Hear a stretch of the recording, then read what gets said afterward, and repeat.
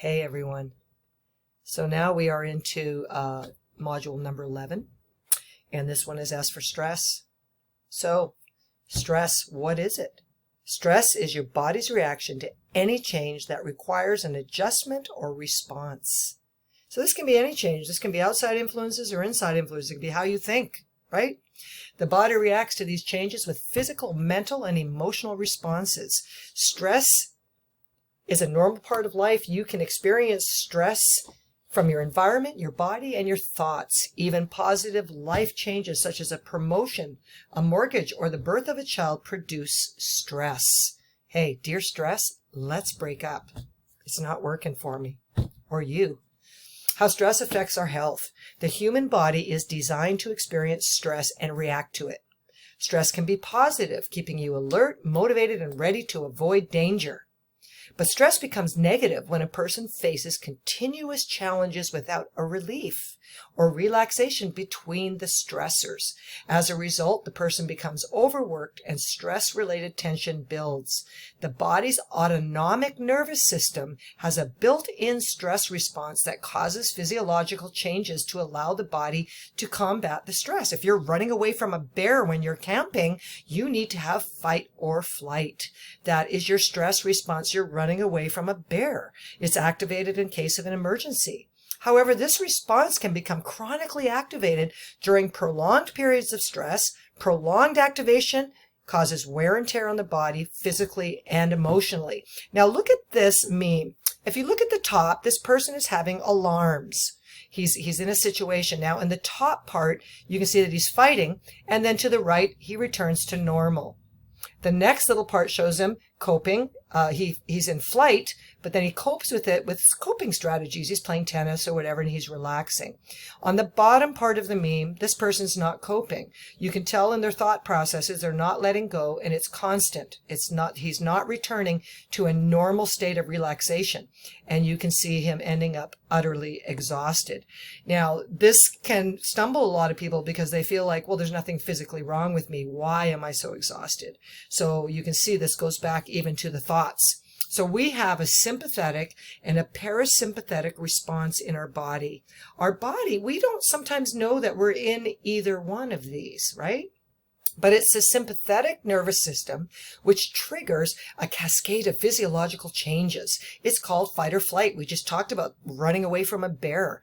But there's another nervous system that's just as important, and it's called the parasympathetic. It produces the opposite. It actually causes us to have a relaxation response. Both are essential to life, sympathetic and parasympathetic. But human beings can end up not being balanced, and the excessive demands of life means that they are continually in fight or flight. You're not ever coming back to you may not know what it's like to be in a calm place. You may have grown up in situations where you were always in fight or flight. It may be burned in as your normal. It doesn't mean it's right. It just means it's all that you know. We might be worrying about money, watching upsetting news. I mean, look at the situation right now with COVID. I mean, people are in this chronic state of wanting the news updates, right? There can be other things, being skipped over for a promotion, stressed while driving in traffic. These things may not literally threaten your life, but your body reacts like it does. So here's this is a really good thing. You can pause the video here and look at this. Your sympathetic nervous system on the left is your stress response, the parasympathetic on the right. And look at how one is yellow and one is green. The parasympathetic is where you want to be. You know, you look at this, when you're in your parasympathetic mode, your heart is beating slowly, your breath is full and slow, your pupils of your eyes shrink. Your gut is what's called active. It helps you digest and absorb the nutrients that you're eating from your food. Have you ever heard that, we always heard in the past, never eat when you're upset? Well, this is why. When you're in the parasympathetic mode, your gut is active and it's releasing digestive enzymes and you're digesting. Your increased blood flow to the gut is good. Your lungs and brain, hormones are rushing in, lifting your mood. Look at all these wonderful things about parasympathetic. Now look at the sympathetic side. Whether you're running from a bear, or whether this just the situation of your life. Maybe you're living in a home with somebody that you can't feel comfortable with, and every time you're driving home, you don't know what you're gonna come across when you get home. You're nervous, you're worrying. Look at what happens here on your drive home from work to that kind of situation. Your sympathetic nervous system is involved now. Your heart is beating faster. Your breath is fast and shallow. The pupils of your eyes expand. Your gut becomes inactive. This is really fascinating to me, how when we are stressed out, when our bodies are perceiving, even in our thoughts, that we're nervous about something, your gut becomes inactive. This is so interesting. Difficult to digest. So many of my clients have terrible digestion. And when we start going back into stress and discussing the life issues, the things that they're truly feeling inside, so many times we come back to unresolved issues that have the sympathetic nervous system really active, right? So your hormones are also really elevated. So the stress hormones, your adrenal glands, are really pumping out the cortisol, right? So your body, when it's being pumping out cortisol, man, we are in this zone where the body is focusing everything. The body's thinking you're running away from a bear. This is a very needful stress response. So everything else in the body's kind of shutting down because we're focusing on the need that we have to get away from the bear. Right? That's how the body's thinking. She's really nervous. She's really scared. There's something going on here. Right? This is also why we're going to get into this later, but why when you do something like drinking a lot of alcohol to try to relax yourself, it gets you into worse problems because you're creating now deficiencies in many things like magnesium and other things that are needed to help your body calm down. You're causing, through the alcohol, more stress hormones to increase, right? So it ends up being a no-win situation there.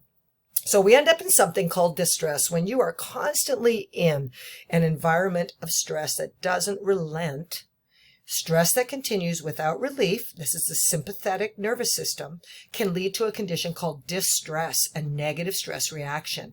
It disturbs the body's internal balance or your equilibrium, and it leads to physical symptoms. You get headaches, you get upset stomach. Remember, we talked about the gut. The gut's not digesting.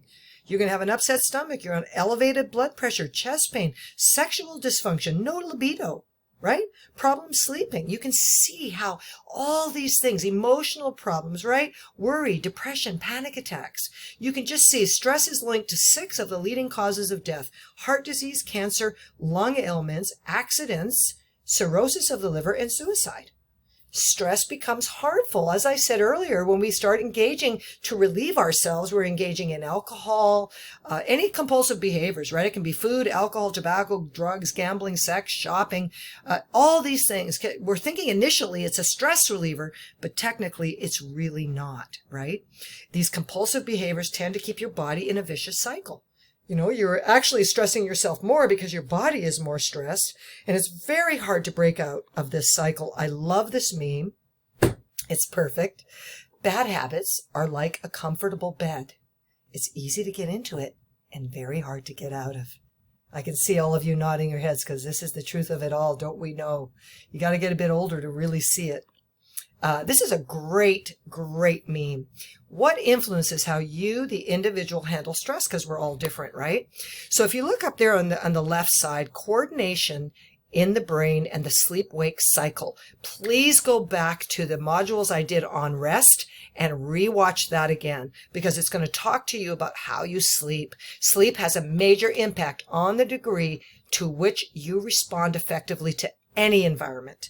If you're already burning that candle at both ends and now you're in fight or flight response, you're not going to be able to sleep, right? Secondly, in the blue side, individual differences. We all have differences in how we cope with challenges. Some are genetic. They're literally programmed into our DNA. Some of these things are handed down, right? They're developmental or experiential, the result of how we grew up. I mean, we carry things from how we grew up. I know the environment I grew up in kept me in fight or flight for many years, and I didn't realize I was doing it. It was really all I knew. So this can be anybody. It could be a traumatic experience. It could be anything that has happened to you in your life.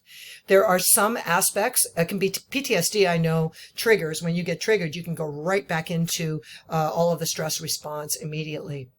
There are some aspects of my stress response that are handed down. Early life stress can predispose you, or I would say trauma, right? So go down to the orange. your need to adapt, right? Your physiological systems react and adapt in response to challenge. These chemical, hormonal, and behavioral responses are protective in the short run. That's when you're really, really full of stress, and then you have the calming response. But inefficiency in turning it on and off, these stress responses can make me vulnerable to the long-term effects of that. And this happened to me. I ended up with 4 autoimmune disorders. You know, I always say to people that you might have genetic predispositions to certain diseases, but that doesn't mean you are necessarily going to get those diseases, right? We now know of something called epigenetics. That means that we can actually literally turn on or turn off those genes. But what is one of the number one predisposing factors to turning on a bad gene? Stress. So this can be, yes, diet. It can be those types of related things, but it can be also mentally staying in the stress zone all the time with no break. These types of things can actually turn on the negative genetics that we might have inherited, right? So after a stressful experience, we need to learn to be intentional about assisting our body's ability to recover. Now, when I come back on this next module, I'm going to go into that more of how to do that. And we need to really be thinking about the ways that we can look at starting to recover from stress differently, not taking that drink of wine, not going out and, or using a lot of drugs or whatever we've done in the past. There has to be new coping mechanisms, right? That are going to give our bodies endorphins and pleasure and connection rather than isolating. Because I know in my case, when I was really triggered and the trauma feelings would come back, I wanted to isolate from people. And I think it's one of the saddest things that we can end up doing to deal with stress, because I think we become more and more isolated, and that makes things worse. So we're going to talk about that in the next slides. But the final on the green over here is the takeaway. Adapting and responding to adversity takes a toll. So if you have poor sleep, poor diet, a sedentary lifestyle, or smoking and drinking, your capacity to adapt is more limited. So this is where, if you want to go back to my modules there on diet, and we talked about those inflammatory foods, this is where all these things really count, and they really matter when you're in a high stress lifestyle. You really have to look at these things, right? Especially as you're aging. This is what anti-aging is really all about, and being able to be strong through these older ages, right? You do not want to remain in a prolonged state of heightened stress any longer than you have to, right? Resilience is important for buffering and reversing the impact of allostatic load, right? So we're going to start talking right now about pleasure and connection. These are going to be the next slides. We've already just recently right here talked about stress and its negative impact. So now let's talk about pleasure and connection. This is a direct opposite of staying in the fight or flight. If we can get into pleasure and connection, here's where we can change it. So one of the very best ways to fight stress and the overactivation of your sympathetic nervous system is with pleasure. Endorphins are the body's feel-good chemicals. They're responsible for intensely pleasurable experiences. Some people get that when they work out, by the way. I don't get that as much anymore, but I did when I was younger. But endorphins can also be released in the mundane daily things. You can have you playing with your pet. You can visit a favorite place. You can listen to your favorite music. You can, in addition to counteracting stress hormones and improving mood, endorphins also improve your immune function. They protect you from disease. You know how even when you were young and you had a new girlfriend or boyfriend, how you felt, all those little endorphins are flying and you're feeling great. You got butterflies in your stomach. Well, hey, you just feel amazing, right? So we want to bring more pleasure and social connection into our lives. One of these ways, I just loved this picture when I saw it, because for some people, creative things like art puts them into these endorphin making moments of pleasure. They really enjoy it. It takes them to another place. And what we want to talk about in these next slides is, what are your things that take you to another place? This one here, I just thought was a beautiful picture. The colors are beautiful. He's creating. He's in a zone. And this is, this is beautiful. And this is the type of thing we're going to talk about here in these next slides. And because we're almost done here with this one, we're going to go into the next slide here when I come back. But I wanted just to end here with learning to have pleasures and connection. So I'm going to end this module, and we're going to go into the final one right now, number 2 on stress. And I'll see you in a minute. Okay?